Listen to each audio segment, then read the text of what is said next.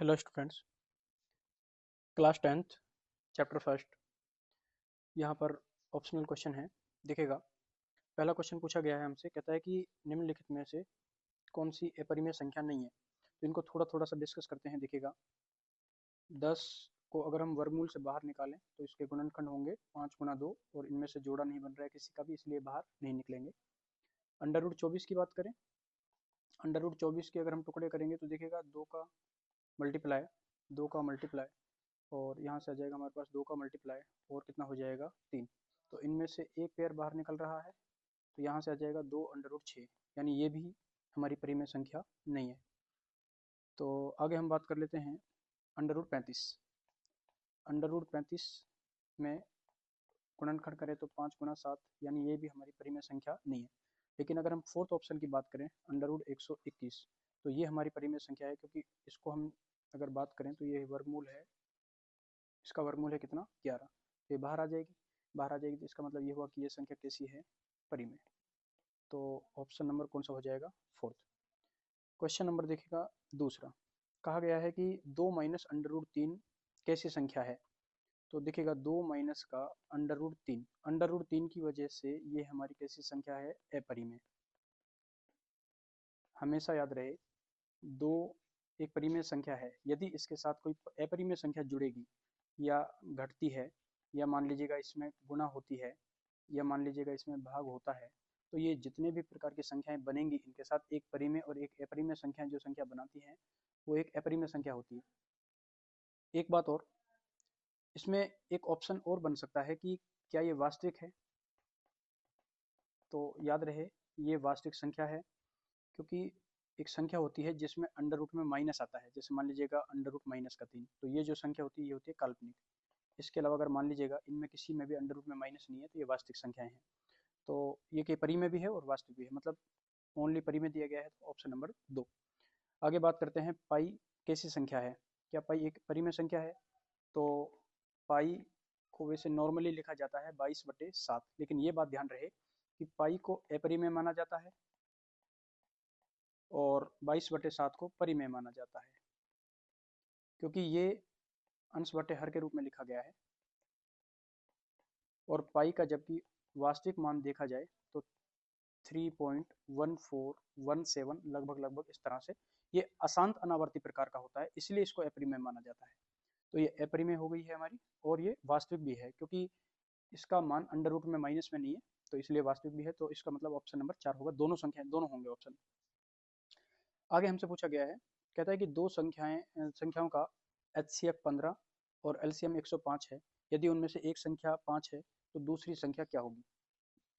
आइए बात करते हैं इसके बारे में। देखेगा, कहता है कि HCF दिया गया है 15, LCM दिया गया है 105, एक संख्या हमारी 5 है, कहता है दूसरी संख्या ज्ञात करो। तो दूसरी संख्या हम मान लेते हैं, माना दूसरी संख्या है हमारी x। तो एक नियम होता है कि संख्याओं का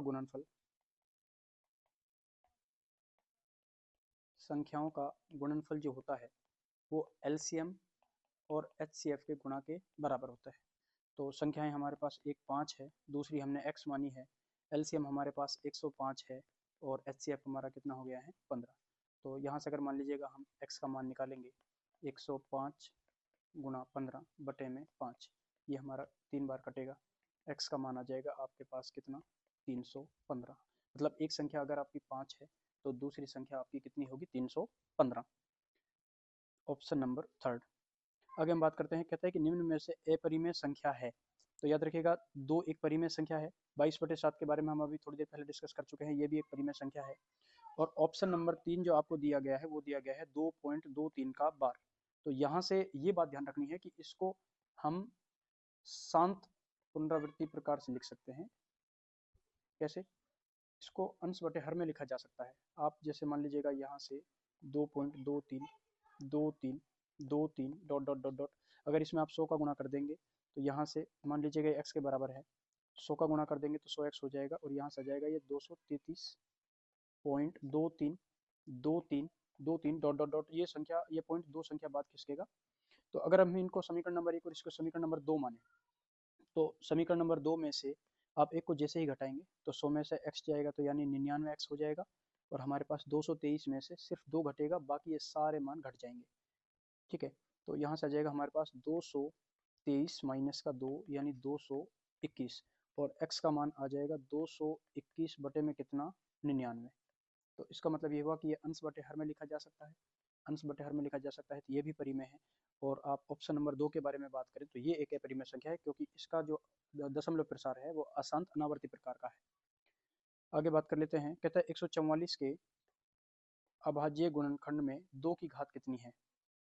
तो देखिएगा, पहले इसके गुणनखंड करते हैं। 144 के अभाज्य गुणनखंड करते हैं तो देखिएगा, 2 का भाग देंगे हम 72, 2 का भाग देंगे 36, 2 का भाग देंगे 18, 2 का भाग देंगे 9, और इसमें 3 का भाग देंगे तो 3, और 3 में 3 का भाग देंगे 1। और यहाँ से अगर हम बात करते हैं तो हमारे पास 2 की जो घात है 144 को हम लिख सकते हैं 2 की घात 4, और 3 की घात हो जाएंगी 2।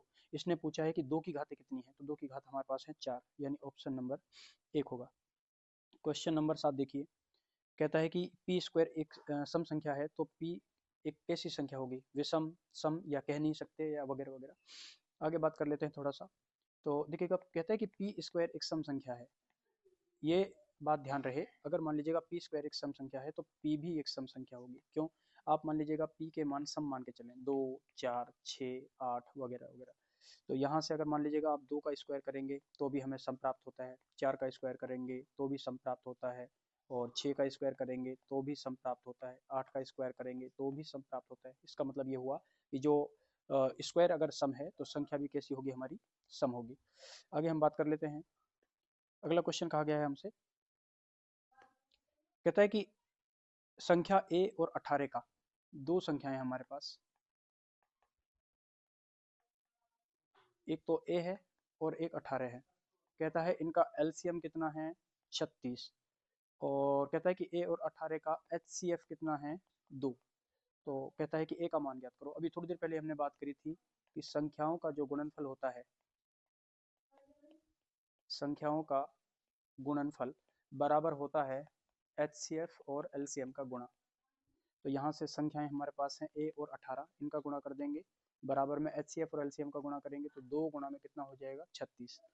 a इक्वल में आ जाएगा 2 गुणा में 36, और इनके बटे में आ जाएगा 18।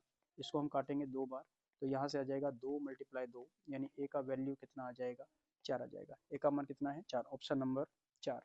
तो इसके जो बाकी सवाल हैं